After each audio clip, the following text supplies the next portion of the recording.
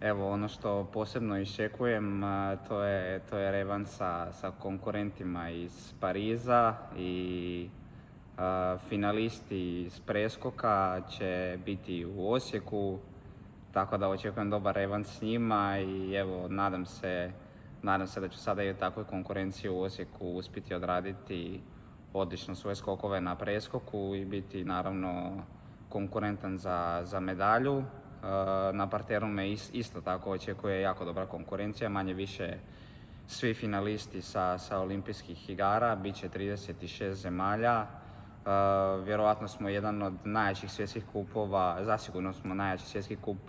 ove godine i bit će konkurencija stvarno fantastična, tako da nam neće biti ni malo lagano, ali mi ćemo dati najbolje od sebe da odradimo svoje vježbe, najbolje što možemo i da se borimo za posljednje.